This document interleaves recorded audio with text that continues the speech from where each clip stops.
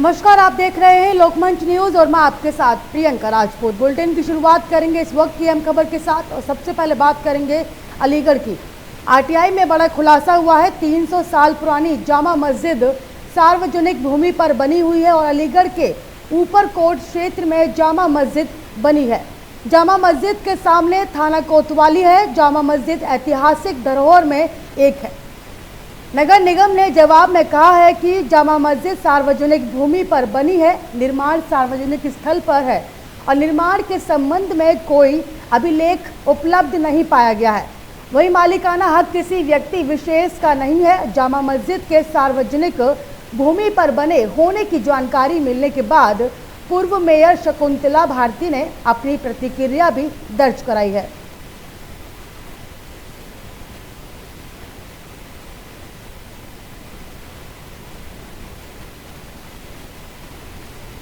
बहराइच से बड़ी खबर आपको बता रहे हैं। हुजूरपुर पीएचसी हॉस्पिटल में बड़ी लापरवाही देखने को मिली है। हुजूरपुर पीएचसी में जच्चा बच्चा केंद्र में लटकता हुआ ताला दिखाई दिया। केंद्र पीएचसी में हॉस्पिटल में हमेशा ताला लटकता हुआ दिखाई देता है। स्थानीय ग्रामीण और डॉक्टरों का आरोप है कि बिना काम किए वेतन उठा रही है स्टाफ नर्स और पीएचसी पर लगे ताले के चलते ग्रामीणों को असुविधा हो रही है। सीएचसी अधीक्षक की लापरवाही से पीएचसी का बुरा हाल है। मोदी और योगी सरकार के सपनों पर पानी फेरने पर तुले हैं पीएचसी हॉस्पिटल। हुजूरपुर की स्टाफ नर्स सीएचसी अधीक्षक चिरैया टांड सीएचसी चिरैया टांड अंतर्गत आती है और पीएचसी हुजूरपुर में कई महीनों से जच्चा बच्चा केंद्र पर ताला लगा हुआ है।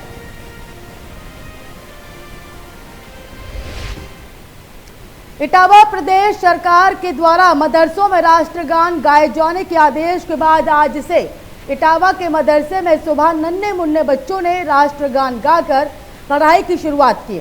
इस मौके पर मदरसा संचालक ने सरकार के इस आदेश का स्वागत करते हुए कहा कि हमें और बच्चों को राष्ट्रगान गाकर फक्र महसूस होता है और साथ ही कई नई ऊर्जा मिलती है। हालांकि आदेश आना सरकार के लिए नई बात हो सकती है, लेकिन हमारे लिए कोई नई बात नहीं है। हम 20 साल से मदरसा चला रहे हैं और पहले से ही हमारे यहाँ राष्ट्रगान पढ़ा जाता है। गौरतलब है कि कल से प्रदेश भर में मदरसों में राष्ट्रगान को गाए जाने को लेकर आदेश दिया गया था, लेकिन कल जुमे के दिन मदरसों में छुट्टी होने के चलते मदरसे बंद थे और जिसके बाद आज पहले दिन मदरसे खुलने के बाद मदरसा दारुल उलीम चिश्तिया में बच्चों और स्टाफ ने राष्ट्रगान गाकर दिन की शुरुआत की। मेरा नाम हाफिज मोहम्मद फैज़ान अहमद चिश्ती और ये मदरसा मस्जिद पक्का तालाब के बराबर में चलता है। इस मदरसे का नाम है मदरसा दारुल उलूम चिश्तिया। कब से इसका संचालन आप कर रहे हैं? और ये तकरीबन 20 साल होने जा रही है। तो 20 साल से जो है हमारा मदरसा चल रहा है और केजी से लेकर के 8वें तक के बच्चे तक पढ़ते हैं। अच्छा, अभी जिस तरह प्रदेश सरकार ने राष्ट्रगान को लेकर जो आदेश जारी किए मदरसों के लिए, इस पर क्या कहना है आपका?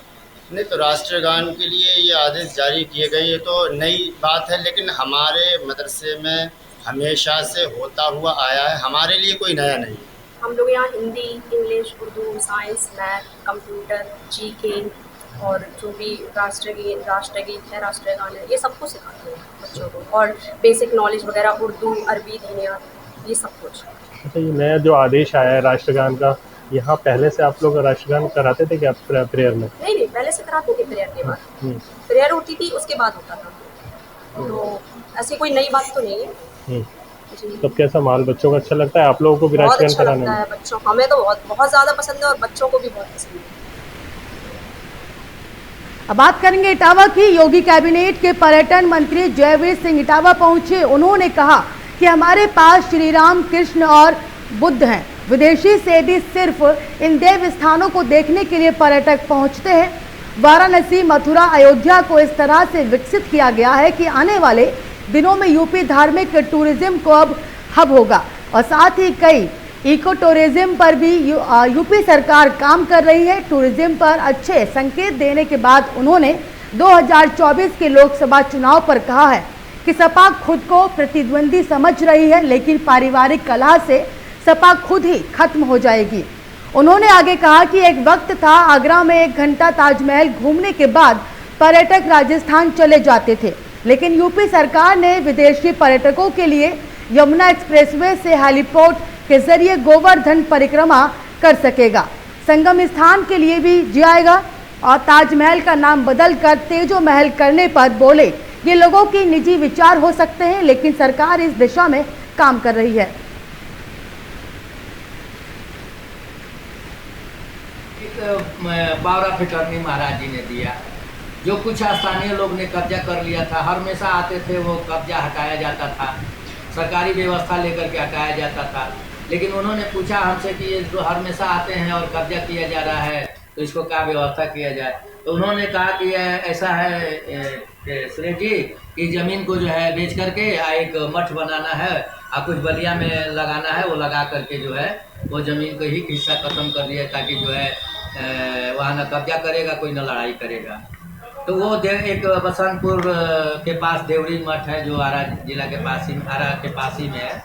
उन्होंने वो पैसा ले जाकर खाते द्वारा और नगद चेक द्वारा लेकर गए, वहाँ देवड़ी मठ एक बना, बहुत भव्य मठ बना, वहाँ काड़ा में बसंतपुर में चित्रकूट धाम से है। यूपी के फतेहपुर जिले में आज प्रदेश सरकार के कैबिनेट मंत्री धर्मपाल सिंह आज 1 दिवसीय दौरे पर जिले पर थे और जहां उन्होंने पत्रकारों से बातचीत करते हुए बताया कि भारतीय परंपरा और सभ्यता में गौ माता है, गाय का दूध नहीं द्रव्य है और गाय के गोबर में लक्ष्मी का वास है। गाय के मूत्र में गंगा मैया रहती है। कहीं वास्तु दोष हो या कोई और कठिनाई हो, गाय का मूत्र छिड़कने से सारी बाधाएं दूर हो जाती हैं। वहीं कैबिनेट मंत्री ने कहा कि मदरसे की शिक्षा राष्ट्रीयता से जुड़ी हुई है और इसलिए मदरसों में उर्दू, फारसी, अरबी पढ़ाए, लेकिन इसके साथ हिंदी, अंग्रेजी, गणित, विज्ञान, सामाजिक विषय पढ़ाए जाएं और तकनीकी शिक्षा से जोड़ा जाएगा। साथ ही प्रत्येक मदरसों में राष्ट्रगान आवश्यक रूप से लागू किया गया है। खबर यूपी के गोंडा जिले से है, जहां लगातार हो रहे गैंगरेप से जिले में महिलाएं अपने आप को सुरक्षित महसूस नहीं कर रही हैं। पहली वारदात थाना थानेपुर के अंतर्गत की घटना बाजार से दवा लेकर अपनी मौसी के बेटे के साथ वापस घर आ रही थी। वही घात लगाए बैठे दरिंदों ने युवती के साथ गैंगरेप किया और उसके बाद कपड़े उतारकर युवती का वीडियो सोशल मीडिया पर वायरल कर दिया। इतना ही नहीं, रिश्ते में भाई लगने वाले लड़के को भी जमकर मारा पीटा और उसका वीडियो वायरल कर दिया। मीडिया के संज्ञान में आने के बाद पुलिस ने 10 दिन के बाद छेड़खानी और मारपीट के मुकदमा दर्ज किया है।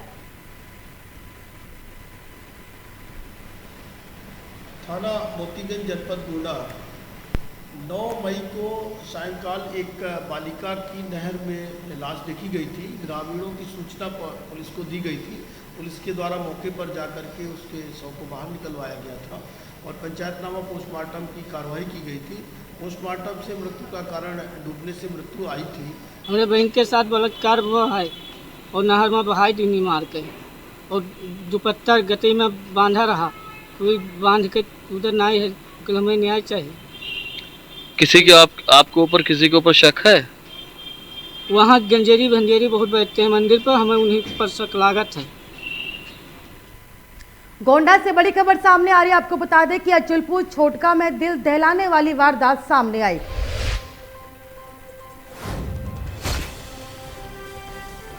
बड़ी खबर आपको गोंडा से बता रहे हैं, जहां पर सिरफरे आशिक ने पूरे परिवार को जलाया। पहले माशूका, फिर पूरे परिवार पर पेट्रोल डाला और दूसरे पर पेट्रोल डाल खुद भी पेट्रोल से नहाया। पेट्रोल डालने के बाद माचिस से आग लगाई। आग में झुलसकर आशिक की मौत हुई। लड़की के भाई बहन और मां भी झुलसे लोगों को जिला अस्पताल में इलाज करवाया गया है। मोतीगंज थाना क्षेत्र का यह पूरा मामला है। फिलहाल मुझे दीजिए इजाजत और देखते रहिए लोकमंच न्यूज।